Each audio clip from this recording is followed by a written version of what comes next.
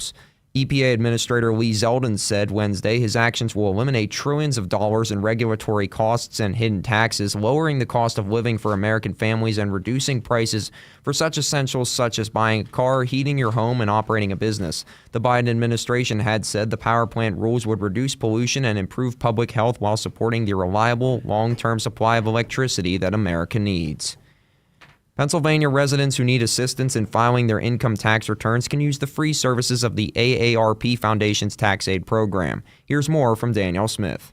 You don't have to be an AARP member or a senior citizen to get help. The program's Kathleen Hoffer says the full-service tax program assists Pennsylvanians with federal, state, and local returns. She adds their main focus is to serve individuals with low to moderate incomes. We helped nearly 74,000 people in Pennsylvania last year, and it resulted in $52 million in refunds for those folks. We're doing as best we can, but we could do better, especially if we had more volunteers. Hoffer emphasizes the volunteers are trained and IRS certified to ensure they are up to date on the latest changes to the tax code. The nationwide program is available through mid-April. Volunteers have helped 1.7 million people secure nearly $1.3 billion in total refunds. This newscast is being brought to you by St. Barnabas. We will check your Beaver County radio weather forecast after this. I'm Patty. And I'm Bob. We're retired, and we live at St. Barnabas in the Village. We used to have a house. Lived in it for 40 years. Raised our kids. But it became too much. The upkeep, the stairs. Moving seemed like such a hassle. We didn't even know where to start, so we didn't. Until we met Cindy at St. Barnabas. She talked us through our options. Yeah, and she helped us with our move and all the arrangements. There was so much stuff. Who knew we had 3 fondue pots? But she made it easy. So easy. Now we enjoy ourselves. Golf, the pool, new friends, shuttles to where we want to go. The pub and the food. So good. There wasn't a long-term commitment or any large fees. And they have a healthcare system on campus with doctors if we need it. The kids really like that. The kids like to come and eat with us. There's an easier, worry-free way to retire at the Village at St. Barnabas. Come visit us for a free and informative counseling session and personal tour. I can't believe you waited so long. I can't believe you waited so long. Visit stbarnabashealthsystem.com or call 724-443-0700. Here's the Beaver County forecast. Mostly sunny today. We'll see a high near 68. Clear tonight. We'll drop down to a low around 43. Sunshine tomorrow. Look for a high near 76 and a low around 55. Cloudy and breezy on Saturday with rain expected throughout the day along with some possible thunderstorms. We'll reach a high near 75 and a low around 58. And rain likely on Sunday. We'll see a high in the mid-60s and a low around 35. I'm Lisa Marie with your Beaver County weather. On this Thursday, March 13th of 2025 at 11 minutes after 9, we've got a temperature of 41 degrees currently in Beaver County. That's a look at the news for now. I'm Noah Haswell on 99.3 FM and AM 1230 WBVP, also streaming live around the world at beavercountyradio.com. Are you ready? It's time to find out what is on the mind of Eddie Crow. It's something to crow about on Beaver County Radio, 99.3 FM and 1230 WBVP. Now, here's the host of the show, Eddie Crow.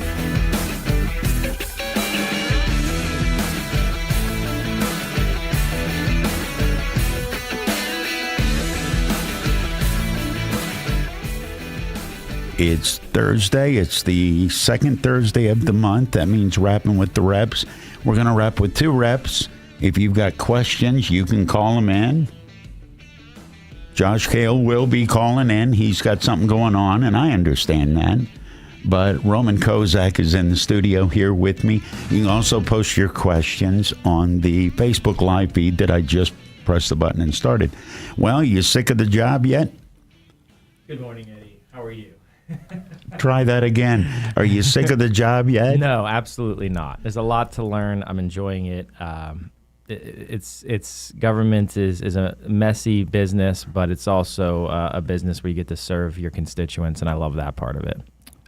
Is it messier than you thought, or do you just see the details of the messy you suspected from the outside in before you were in? I think when you get in, you realize the behemoth that government is, and just the layers of government that exist. And some of it is necessary. It's just the reality of it. But other parts of it just feel like bureaucratic bloat. So it's a little overwhelming at first because there's so much to talk about and so much to learn. But I like that phrase, bureaucratic bloat. Yes, bureaucratic bloat. How much bureaucratic bloat is there? Because there's a lot. Is there? Yeah, there's a lot. Can we cut as much? What's the definition of bureaucratic bloat? Isn't that subjective? Can we cut as much as some are suggesting we cut? Are we that deep in our own fat? I mean, yeah, Pennsylvania is, we've got a pretty significant government structure and bureaucracy. I mean, at the end of the day, bureaucrats can be labeled as different, categories of people, but there's career bureaucrats, people who make their living specifically off of working in a particular part of government. And some of that, again, is necessary, and some of that you see might not be so necessary. And some of that is definitely not necessary. So it's a matter of trying to find those things. And as a state legislator, you're a new one coming in. You have a lot of questions. How difficult are they to find versus how difficult are they to do something about? What is there one thing yet that's happened? New State Representative Roman KOZAK is with me. Is there one thing that you saw and you go, "Oh, you got to be kidding me"? Yeah, the governor's budget. Okay. What about it made you go, for real? I mean, ultimately, it's just how much he wants to spend. And considering the fact that we're already in a budget deficit for this year, and we created a structural budget deficit, and he wants to spend another $4 billion. And we're just, it's going to create more and more of a deficit. We have a $3.65 billion deficit now. It's going to go up to 4.6, and we have to pull from our rainy day fund, which is supposed to be only used for emergencies. Things like, I don't know, a pandemic maybe. But is this an emergency? Being broke? Well, an emergency to spend more on programs that, he wants to, or increase funding for different various things. Like, for instance, increasing funding for public transportation. Now, that might sound all good, but most of that money is ending up bailing out the southeastern portion of the state and their particular transportation authority. So they have ridership is down.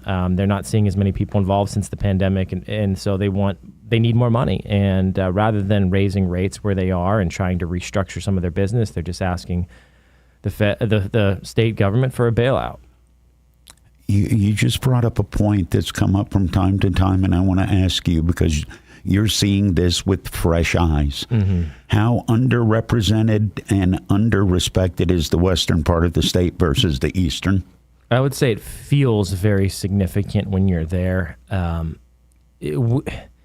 There's a significant population center in the southeast, so it does feel very Philadelphia heavy there, especially with the Eagles and the Super Bowl lately. It was very obnoxious as a Steelers fan, recognizing just how much Philadelphia weight exists there. But there is a sense of that, and especially with does that come over into arguing or debating legislation? What's that? The football stuff? No, I'm sure that does. I've been to Philly. The ganging up on the other side legislatively. No, you know what? I haven't noticed anything quite yet. To be honest, we have done very little of great substance in the House thus far this year, and there's various reasons for that. A lot of it has to do with the fact that the House is tied at 101 to 101. When does that change? April. Later in April, there is a special election that deals with the seat for the gentleman that passed away. So whoever wins that seat will get the majority. And politically speaking, when you look at the details of it, the Democrats are waiting to get that seat back so that they can kind of control that at the House level. So how frustrating is it to, at least is the impression, we're not going to get squat done until that gets sorted out, so we're just basically hanging out for no reason until April? Is that too harsh?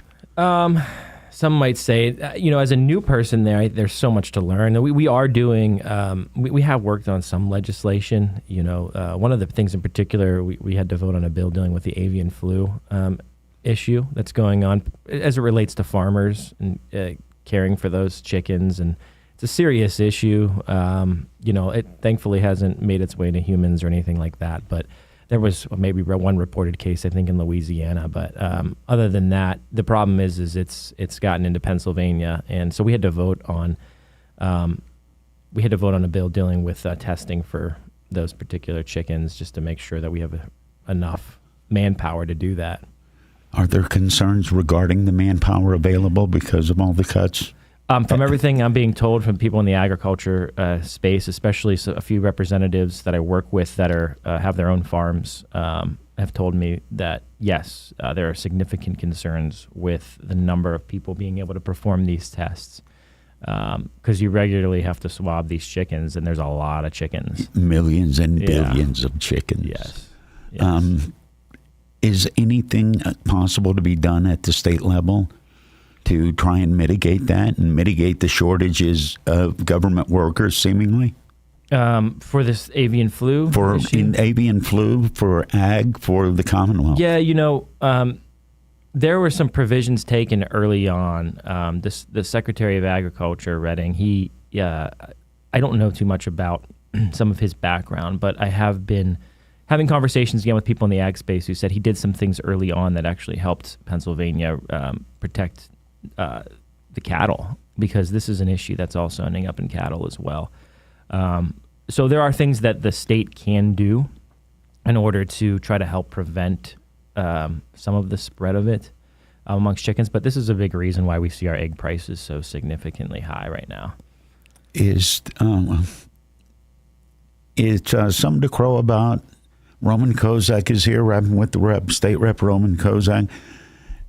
Is there nothing that could be bipartisan enough to get something done before April, like protecting livestock? Well, there's no bills that I'm aware of, because I think they would come up pretty quickly here dealing with this particular issue, other than us trying to expand that ability to provide testing for these chickens. It really, what it did was it just allowed those legal migrant workers that are already here working in the agricultural business, it allowed them to perform testing as well, being part of that process, because legally they weren't allowed. But that was, again, just in the House. I don't know where it is in the Senate at this point, but it was just to help, get as many hands on deck. It was a pretty simple vote. Who do you hear from the most? Do you hear from retirees about Social Security? Do you hear from business owners? Do you hear specifically from the ag district? So far, these few months that I've been sworn in, the two biggest things that keep coming up, they revolve around taxes. Okay. Property taxes. All right. Is by far the number one issue that I hear of from people across the spectrum. And then, other than that, it's business-related type taxes. We have a lot of constituents that need help with certain things with the state that they're dealing with, but on issues-based, it revolves around taxes, because that's affecting cost of living, and particularly with the reassessment that was done in Beaver County recently, a lot of people have a lot of questions. I know that you're new to Harrisburg, but in your mind, is there a pet bill that you're currently writing quietly in your head? Yeah, get rid of inheritance tax. I think it's insane that we have that. One of the 4 states still that does that. 4? Which is important to both sides. All right, what's the bill that I'm introducing? That you're introducing. So, the one I just introduced is called Nicholas's Law. What is that? So it's a bill that gets rid of the statute of limitations on heinous crimes committed against care-dependent people. So this originated from the unfortunate, really actually disgusting situation that happened at McGuire Memorial Home. I remember. Remember that? Yeah. Don't want to get too much into the details, but basically there were some residents there there was staff that was abusing residents, and they can't speak for there was staff that was abusing residents, and they can't speak for themselves. Their life was hell, and they had no defense. Yeah, and if that doesn't rip your heart out, hearing about that, then you're not human. And it was so sad, and the family asked me to. This bill was something that was worked on previously by someone, and the family asked me to continue to work on it. And So I did, and I introduced the bill. And again, it's as simple as this case. 2 of the residents died because of aspirating from water that was being thrown on them. And they were videoed and basically tortured. It's a horrible situation. And the judge here in the county couldn't do anything about it because the statute of limitations was 2 years and it ran out. All the evidence. 2 years? Yeah, all the evidence, video evidence, everything was there. The feds came in and took care of it. They cleaned up house and they did what they needed to do. But there's no reason that a judge here can't.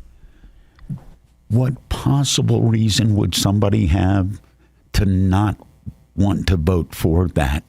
So I have been told, specifically by my legal advisors, that there are a certain far left wing of the Democrat Party that doesn't like anything to do with anything justice, crime related, is it when it comes to putting people in prison. So that because this is such a precarious political situation, that most likely the Democrats will not run that bill, which I don't understand that, because most of the ones that I talk to are like, this is a slam dunk in their mind. But right.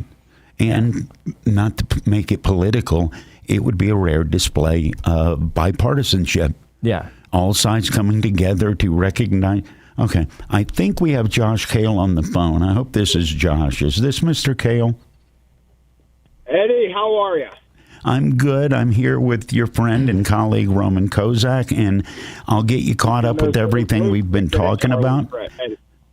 Here, I'm going to catch you up with everything that we've been talking about. All the Eagles people in Harrisburg are Jagoffs. Okay, I'm there.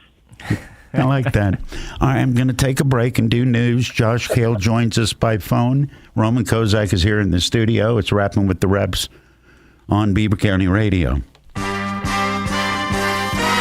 The 45th Annual Beaver County Maple Syrup and Music Festival is back and better than ever.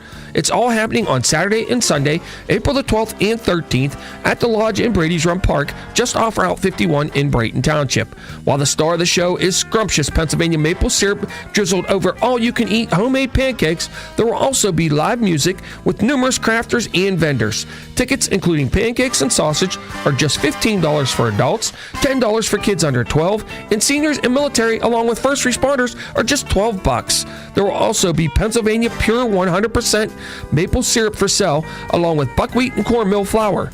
The 45th Annual Beaver County Maple Syrup Festival is being presented by Push Beaver County. Make sure you plan to come out to the 45th Annual Maple Syrup Festival from 8:30 a.m. to 4:30 p.m. Saturday and Sunday, April the 12th and 13th at the Lodge in Brady's Run Park. Check out the festival Facebook page for a schedule of events. Looking for an elevated dining experience with a lively bar atmosphere? Jackson's Restaurant and Bar in Monaca is your go-to destination. Join Jackson's for Thursday Night Live, featuring top-notch local music. At Jackson's, they serve modern American cuisine with a fresh flair. Perfect for lunch, dinner, and now Sunday brunch from 10 to 2, plus Sunday dinner from 2 to 6. Located near the Beaver Valley Mall, adjacent to the Hilton Garden Inn, Jackson's is the perfect venue for your next wedding, bridal shower, birthday, or anniversary. Visit jacksonsbeavervalley.com for details. Tune in to Beaver County Radio 99.3 FM and 1230 WBVP every Monday and Thursday from 5 to 6 p.m. for Thinking Logically with Joe Corsai. It is an all-new show that takes a look at the conservative side of politics. Thinking Logically is also presented on the WBVP-WNBA Facebook page and YouTube channel. That's Thinking Logically with Joe Corsai each and every Monday and Thursday from 5 to 6 p.m. right here on Beaver County Radio. It's time to wake up, Beaver Valley, with Pastor David Grove from the Church of the Redeemed of Beaver Valley. Tune in to Beaver County Radio this and every Saturday from 9 to 10 a.m. It's time to wake up and turn our hearts back to Jesus Christ. So wake up early this Saturday and tune in to Wake Up Beaver Valley from 9 until 10 a.m. right here on Beaver County Radio.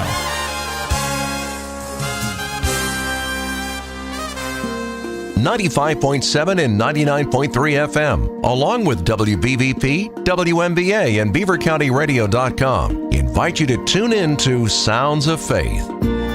Tune in Sunday mornings from 7 until 9 for a mix of the best sacred music of all time. Sounds of Faith is brought to you by Crawford Tire in Beaver, the William Murphy Funeral Home, City Rescue Mission, MRS Physical Therapy, Circle of Friends, J&J Spratt Funeral Home, and Rome Monument and Inspirational Gifts. Sounds of Faith. Uplifting, relaxing, and inspiring radio. Sunday mornings from 7 until 9 on 95.7 and 99.3 FM, along with WBVP, WMVA, and BeaverCountyRadio.com.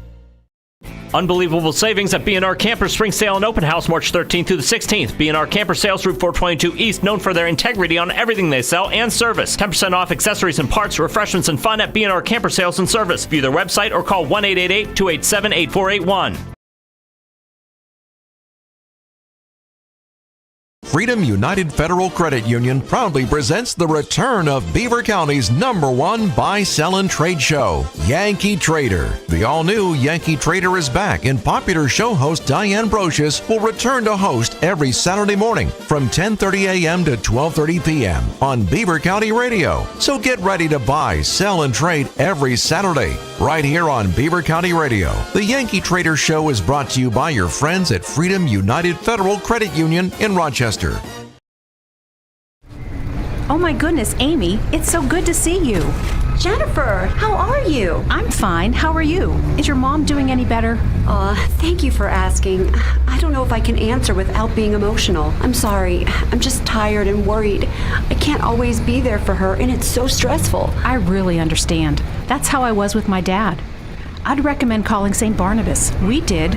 We started with just having them come in for home care. He was so excited to see them show up.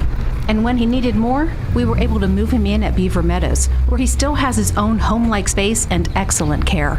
Thanks for telling me that. I don't even know how to start, but I have to do something. Oh, you can just give St. Barnabas a call. They have directors that can explain how it all works. Trust me, you'll feel so much better, and so will your mom. I'm so glad I ran into you. Visit stbarnabashealthsystem.com or call 724-443-0700 for care apart from the ordinary. Beaver County Radio's news source. 99.3 FM, 1230 WBVP, and BeaverCountyRadio.com. Here's Noah Haswell. Good morning on this Thursday, March 13th of 2025. We will have a complete Beaver County radio weather forecast after we take this look at news. A person of interest has now been identified regarding the disappearance of University of Pittsburgh student Sudiksha Konaki. According to a spokesperson from the Loudoun County Sheriff's Office, the person who allegedly last saw Konaki is 20-year-old Joshua Rebe. Konaki was last seen on March 6th in Punta Cana. According to reports, Rebe is in a surveillance video with Konaki and a bunch of people going towards a beach before she went missing. The City of Beaver Falls Fire Department and 4 other local fire departments went to Beaver Falls on Tuesday to extinguish a fire in a 2-story building. The building was located close to 7th Avenue and 21st Street.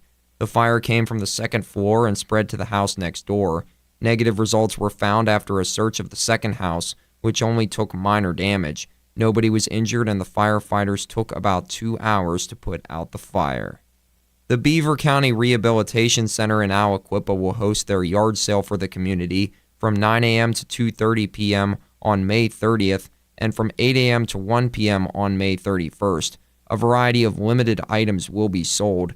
If you are selling, you can also rent any table for $10 each before May 26th. It also costs $10 for a day to park in one of their 100 available spaces. You can contact 724-378-4750 for more information and to reserve a position to sell. PennDOT District 11 announced lane restrictions will occur, weather permitting, on Thursday, March 13th from 9 a.m. to 3 p.m. in various locations for bridge inspection work. The Beaver Valley Expressway on the Exit 45 interchange in Hopewell Township and Route 68 at the I-376 interchange in Vanport Township will undergo this work. Route 68 at the Shippingport Bridge and the Route 168 Shippingport Bridge in Industry and Shippingport will also undergo this work. A federal judge says she hopes to rule next week on whether to block President Donald Trump's administration from banning transgender people from serving in the U.S. military. At the end of a hearing Wednesday, U.S. District Judge Anna Reyes said it is her strong hope that she will issue a decision next Tuesday or Wednesday.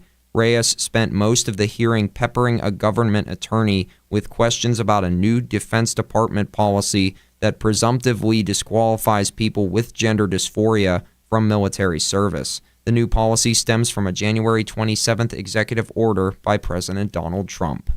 Pennsylvania residents who need assistance in filing their income tax returns can use the free services of the AARP Foundation's tax aid program. Here's more from Danielle Smith. You don't have to be an AARP member or a senior citizen to get help. The program's Kathleen Hoffer says the full-service tax program assists Pennsylvanians with federal, state, and local returns. She adds their main focus is to serve individuals with low to moderate incomes. We helped nearly 74,000 people in Pennsylvania last year, and it resulted in $52 million in refunds for those folks. We're doing as best we can, but we could do better, especially if we had more volunteers. Hoffer emphasizes the volunteers are trained and IRS certified to ensure they are up to date on the latest changes to the tax code. The nationwide program is available through mid-April. Volunteers have helped 1.7 million people secure nearly $1.3 billion in total refunds. Here's the Beaver County forecast. Mostly sunny today. We'll see a high near 68. Clear tonight. We'll drop down to a low around 43. Sunshine tomorrow. Look for a high near 76 and a low around 55. Cloudy and breezy on Saturday with rain expected throughout the day along with some possible thunderstorms. We'll reach a high near 75 and a low around 58. And rain likely on Sunday. We'll see a high in the mid 60s and a low around 35. I'm Lisa Marie with your Beaver County weather. That's a look at the news for now. I'm Noah Haswell on 99.3 FM and AM 1230 WBVP, also streaming live around the world at beavercountyradio.com. Are you ready? It's time to find out what is on the mind of Eddie Crow. It's something to crow about on Beaver County Radio, 99.3 FM and 1230 WBVP. Now, here's the host of the show, Eddie Crow. Hanging out in the Fried Transportation Group studio, Roman KOZAK, state representative, is here in the studio with me. Josh KAIL, state representative, on the phone with me. Josh, I got you okay? You got me good, Eddie. How are you? I'm doing good. I want to ask you something. I like that intro. Something to crow about. That's good. I know. It puts a lot of pressure on me to be remotely lucid. Thanks, man. You're the best. I want to ask you something, and it came up first half hour talking with Roman. Because of the current tie or stalemate, and because that's not going to get sorted out to April, what hope do you have of anything substantial getting done between now and April in Harrisburg? I don't have much aspirations of a substantial piece of legislation passing through. I don't think there will be much that we actually debate on. There have been some bills that have had support from both sides, more tweaks and small fixes here and there, but the stuff that we need to move the Commonwealth forward, energy policy, tax reform, permitting reform, those types of things, I'm concerned that we're not just going to see it until the middle of April. I don't think we have much of a shot at seeing it over the course of the next 2 years. In fact, with this governor that's in office, he has really turned out to be somebody that is focused on TikTok and Instagram and Twitter and really not focused on his job. I hate to say that, but I've been dealing with it now for a couple of years, and he just doesn't show up to work. He's more interested in what's happening nationally. He's talking about President Trump and all this other stuff. He's more interested about beating his chest about issues that are never going to come up before the General Assembly and never going to end up on his desk. So that combination with the chaos that we have in the State House, I don't anticipate much production. Now, that doesn't mean we won't be working, Eddie. We do a lot of work within our districts, reaching out to our constituents, reaching out to our communities, making sure that the state agencies are doing what they're supposed to be doing, and when they overstep, we make sure and let them know that this is completely inappropriate. We help constituents in all kinds of different ways. So there's things that we'll be doing, and Roman will be doing, but unfortunately, I think the big things in Harrisburg that we should be doing to move our Commonwealth forward are going to be paused, and it's frustrating. I've been in for 6 years now. This is my 7th year. It's just we've been talking a lot about a lot of the same issues. Now, we did get the corporate net income tax cut.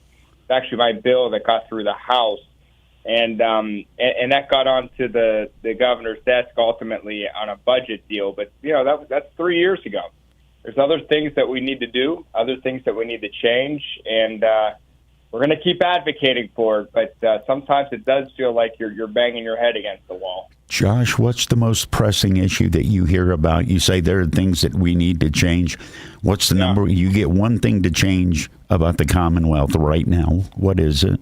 The one thing that would have the most dramatic impact upon our economy and jobs for our region would be changing how we issue permits. Now, interestingly, the governor could do that by snapping his fingers, but no administration has for the last 60 years or so.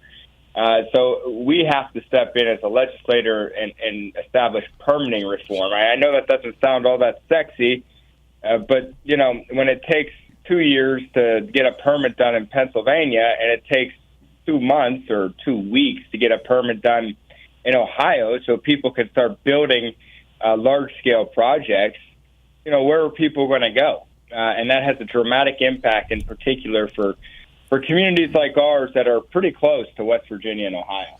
Roman, I'll ask you the same question. You get one free Fix-It card for the Commonwealth of Pennsylvania. What are you using it on? So I don't know if it's boring to say the same exact thing as Josh, but no. I mean, that's the reality. Yesterday, I had a chance to, and Josh is very, very knowledgeable and understands the energy industry better than most legislators I've talked to. And myself, yesterday I was at the Pittsburgh Technology Council is having today as well a artificial intelligence data center energy summit, and they have leaders from all of these various industries, from engineering to manufacturing to AI, data centers, tech leaders, and I got to sit in a room yesterday and listen a little bit to the leaders there and what they said Pennsylvania has. I've heard a little bit about this, especially dealing with some of the broadband stuff, but we are the number one spot in the entire country right now for the development of data centers. And they say the number one reason why they've done these organizations and groups have done studies and have worked with industry leaders, and they all pick Western Pennsylvania, particularly Pittsburgh. Why? They're saying because of the energy resources that we have. And the number one thing that they said at the presentation yesterday that we could lose this is generational work. And they're talking data centers, energy. You attach these data centers or you put them close to energy resources. One job, like one career life. Yeah, this is serious stuff. Yeah, and this is not hundreds, this is tens of thousands of jobs across the Commonwealth in various ways. And then, of course, American manufacturing and what this does for us internationally. I mean, even they had members of the Army there at this event talking about this national security issue as well, dealing with our power grid, all of this stuff. The number one issue they said is permitting. Permitting is the thing that could cost us this entire industry. But they said the good news is that we've got the energy, so they're gonna keep pushing for it, and so that's really important. Josh, KAIL, I want to ask you this. Yesterday, I saw the EPA is loosening rules about whatever the rules are about. How possible is it that the loosening up filters down to the state level? Well, it'll certainly help. Just because the EPA also governs over us. But you are bringing up implicitly another point that is extremely important and probably the same level of importance as permit reform is energy policy, is the Regional Greenhouse Gas Initiative. And that's related to this conversation because you were talking about the EPA and the rules that they made and how it regards to the incentivizing of using electric appliances and electric vehicles and all the standards as it relates to things coming out of an exhaust pipe. It's just on a car. It's stuff that was really an attempt to socially engineer society through environmental rules. Look, people know what's going on out there. People know what they want. Let people make choices. Let the markets work, and let's move forward together. Cars have become very, very inefficient, much more inefficient than they were just 20 years ago. And it's not being driven by bureaucrats in Washington. It's being driven by market forces. So give people the information, and let's let them use that information, and we'll make good decisions. We'll move forward. Also, very critically, the EPA's deregulation effort, which we saw yesterday, is going to help unleash American energy. And if you want the cost of anything to go down, that's how you do it. And on top of that, Eddie, and I just want to make this point because I have not heard it on the national news much, and it needs to be made. It cannot be forgotten because there's all this nonsense about Trump and Russia and this, that, and the other, and Putin this, Putin that. The only reason why Putin was able to invade Russia, the only reason was because of Joe Biden's energy policy. End of story. His energy policy jacked up the price of energy, jacked up the price of natural gas and oil, and you ended up with Russia, whose 40% of their economy is dependent on energy. Their economy starts booming again, and that funds their war machine. They would not have had the resources had energy prices been low. So let's not forget the national security implications of drilling here in America and generating energy and meeting our own demand. So that's what yesterday was about, and it's encouraging to see that we have an administration now that's actually focused on real things and not just kind of this futuristic, rainbows and fairy tales that we saw from the last 4 years from the Biden administration. It is something to crow about. Roman KOZAK is here in the studio with me, and Josh KAIL is on the road. What's our number one thing? Is it natural gas, Josh? Natural gas is a big opportunity for western Pennsylvania and northeastern Pennsylvania because it could lead to excessive is the wrong word. It could lead to some extraordinary manufacturing opportunities. So we could start generating and making goods again using natural gas like we do at the petrochemical facility with Shell, or using natural gas to power a plant so that we have enough energy to do it. So it could lead to hundreds of thousands of more jobs. But we can't forget about our coal industry, and we can't forget about our nuclear industry. There's a lot of exciting things happening in nuclear as well. But I will say this, energy is our number one thing in Pennsylvania, and the reason why is because energy impacts everything else. Every company, every business uses energy.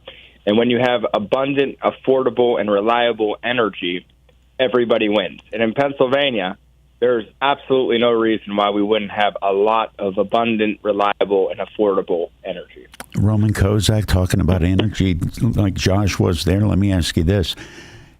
Commonwealth-wide, how comfortable or hopeful are you with our infrastructure? Because if we can't move the energy through the infrastructure, it doesn't do us any good. How are we getting any better with that? Well, yes and no. I mean, there's multiple levels to that. I think that the power grid situation, the PJM power grid, which this region is powered off of, is something that is a concern in the years ahead. If we don't start unleashing these energy resources, we're going to start dealing with things around us regionally. Like, California has had these rolling blackouts. This isn't some sort of, scenario where I'm saying everybody's lights are going to go out or anything like that. But there is a serious concern about this in the coming years where you're going to have to start dealing with some of this in our region because we are pushing energy policies that are just simply not sustainable. And so that is something that's, a concern here locally as well. I think Pennsylvania is going to be okay just because of the natural resources that we have. But, infrastructure-wise, there's a lot that needs to be done. We need to be getting that product, that natural gas product, not only here and throughout the region, but we have every opportunity to go ahead and get that out of through Philadelphia, through the ports out east, in order to start exporting this energy as well that we have. How much of it ties up into national security? Because, Roman, we just saw Canada's threatening to turn off Detroit's lights. Doesn't that fall under national? Can that speed up the process to move forward with this? I mean, we have to have an administration and a government here in Pennsylvania that wants to move forward with it. And unfortunately, Governor Shapiro, I think it was again yesterday or the day before, came out with his legislative package for his quote-unquote lightning plan. And it works better when they put cool names on it, though. Lightning plan, right? It's kind of electric and stuff like that. But unfortunately, people don't realize that the electric mostly is generated by natural gas. It's not going to be generated by other things as much as what we have available to us right now. And again, it's a sort of, Josh mentioned that rainbows and butterflies, and it feels good. But the reality is if you talk to people in the industry, the energy demands are there now and they're needed now, and we have the resources for it, and we just refuse to tap into them. Josh, what are some of the industrial businesses that would jump to come to PA except for permitting and infrastructure? Well, if you throw an energy policy in there as well, okay. I think you would see more downstream petrochemical opportunities, meaning companies that make plastics, that type of energy. The data centers, what Roman was talking about, is 100% real, and hopefully we'll be seeing that type of development here very soon in our region. And you're talking about billions and billions of dollars coming to Pennsylvania. But one of the things that these companies are having to deal with, because they consume so much energy, is they want to have their own source of energy that is not necessarily on the grid, because they're concerned about policies and the grid and how elected officials have ruined elected officials and bureaucrats within departments like the Department of Environmental Protection have ruined our grid. And think about what Roman just said. Roman made mention that in a couple of years, we're going to end up in a situation where there could be, electricity being cut in certain circumstances. And I'll take it a step further. I'll just say it. There's going to be cases when we wake up in the morning and the lights don't go on because of energy policy that's been written by Democrats over the course of the last 10 years. If we keep going down the road we're going, we're going to wake up, and that's going to end up happening. And Josh Shapiro is out there making TikTok videos and putting forth these ridiculous energy policies that bring more solar and more wind into our state, two things we don't need more of, importing it from China and India instead of using the abundant energy resources that we have in Pennsylvania. So not only is he bringing in unreliable energy sources, but he's also employing people from other countries that are adversaries to the United States, instead of employing Pennsylvanians. His energy policy makes no sense. His energy policy is Pennsylvania last. His energy policy is going to lead to us not having our lights turned on. So with that on the horizon, it's just remarkable to think that it's really the choices before us, the dichotomy in the possibilities is just incredible. Where on the one hand, you could end up in this energy doomsday situation, which this isn't just me saying this. This is PJM, the people that manage the grid, that's saying it, that's pulling the fire alarm. Or, on the other hand, we sit on the largest natural gas basin in the world. We have a remarkable amount of coal reserves still. We have the very first commercially run nuclear power plant. It was built in, I think, 1956 or 7, and President Eisenhower came to commission it right here in Beaver County. We have all of these opportunities that could lead to manufacturing jobs and could lead to other jobs, but we refuse to embrace it. Instead, we embrace the doctrine. I say we, really, I mean Governor Shapiro and Democrats embrace the doctrine of rainbows and unicorns, and they're walking us right off a cliff. And when that cliff occurs, they're going to try and point the finger at other people. But we got to be diligent, letting people know what's going on, because eventually people are going to look back at us and ask, what have you been doing the last 10 years to get us to this point? Why haven't you fixed this problem? And that's going to happen when the lights don't turn on. Because generally people don't want to hear from politicians. They don't want to hear from people.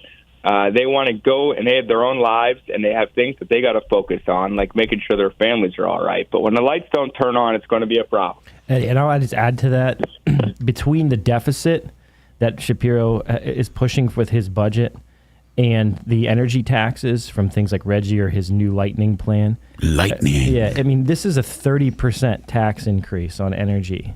This is like, we're talking like $1,900 per family of four. And you don't see this as a tax that appears on a purchase. You see this across the board with the increase in prices. You see it once a month when the bill comes. Yeah. That's right.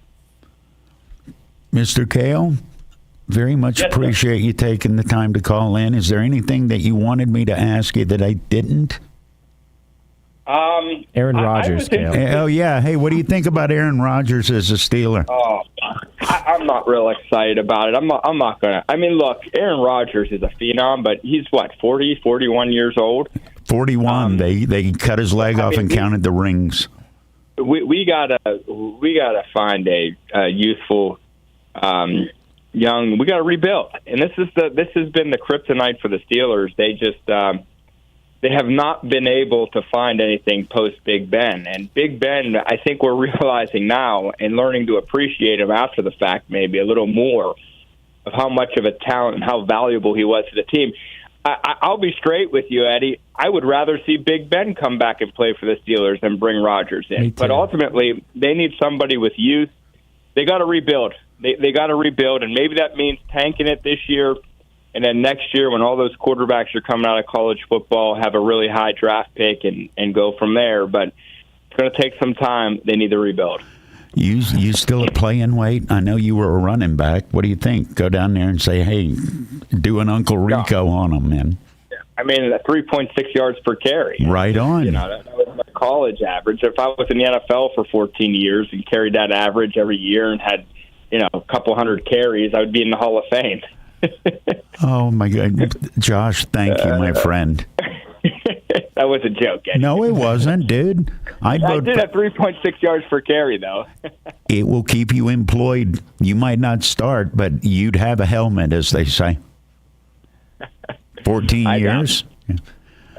I tell you what, Josh KAIL calling in, rapping with the Revs. Josh was on the phone, and Roman KOZAK is sitting here, and I'd put him in. I'd give Josh a run. At least I'd let Josh do the pregame locker room speech because he can get you fired up. Yeah, I think he could. What should I have asked you that I didn't? Because I know what you think about Aaron Rodgers. No, I think we should go with Mason Rudolph. I think that's an opportunity. He turned out pretty, and then he was perfectly good here. Yeah. And then where'd he go? Oh, Tennessee. Yeah, Tennessee or something. But no, I just want to say happy birthday a little bit late again on the air. It was last Friday, right? It was your birthday, wasn't it? Sunday. Oh, they celebrated on Friday. We had pie and it was the hookup. Sunday. So March 9th. Everybody write that on your calendars for next year. Thank you. There's still some cake back there. Oh, I'm on a diet. There's still some ice. Well, that doesn't help. There's still ice cream back there too. Roman KOZAK rapping with the Reps. Thank you, sir. Thank you. County Radio, your hometown radio station. You're listening live from the Fry Transportation Studios. Beaver County Radio and Fry Transportation, proud to call Beaver County home. The best of Beaver County is easy to discover. It's right here on your radio. Tune in Beaver County Radio or watch the best of Beaver County live on Facebook or YouTube video this and every Thursday from 11 to 11:30. The program is made possible by St. Barnabas. For over 3 years now, the show has been dedicated to shining light on the great things going on right here in your neighborhood and the people that are making it happen. This Thursday, enjoy conversation and insight from an intriguing lineup of guests who are creating excitement and having an impact right here in Beaver County. Your friends and neighbors at St. Barnabas are pleased to support the best of Beaver County. The radio broadcast will also be replayed each week from 11:30 to noon on Sundays on Beaver County Radio. Archived Best of Beaver County videos can be viewed on the WBVP WMBA Facebook page. It's your chance to encounter the best of Beaver County with host Mike Romai this Thursday starting at 11. For more information, visit beavercountyradio.com. Put freedom in your future. Freedom United Federal Credit Union in Rochester. Looking for an elevated dining experience with a lively bar atmosphere? Jackson's Restaurant and Bar in Monaca is your go-to destination. Join Jackson's for Thursday Night Live, featuring top-notch local music. At Jackson's, they serve modern American cuisine with a fresh flair. Perfect for lunch, dinner, and now Sunday brunch from 10 to 2, plus Sunday dinner from 2 to 6. Located near the Beaver Valley Mall, adjacent to the Hilton Garden Inn, Jackson's is the perfect venue for your next wedding, bridal shower, birthday, or anniversary. Visit jacksonsbeavervalley.com for details. For the fourth year, Push Beaver County is presenting the Beaver County Maple Syrup and Music Festival at Brady's Run Park on April 12th and 13th. St. Barnabas Broadcasting is your place to win free tickets. Tune in Friday mornings from 6:30 to noon now through April 11th for your chance to win a pair of tickets to the festival, along with a half pint of Pennsylvania Pure Syrup and 1 pound of Rosalind's Chocolate in a limited edition Beaver County radio box. The Beaver County Maple Syrup and Music Festival ticket giveaway is being presented by Push Beaver County and Beaver County Radio. You're listening to 99.3 FM, presented by St. Barnabas, in addition to 1230 WBVP Beaver Falls.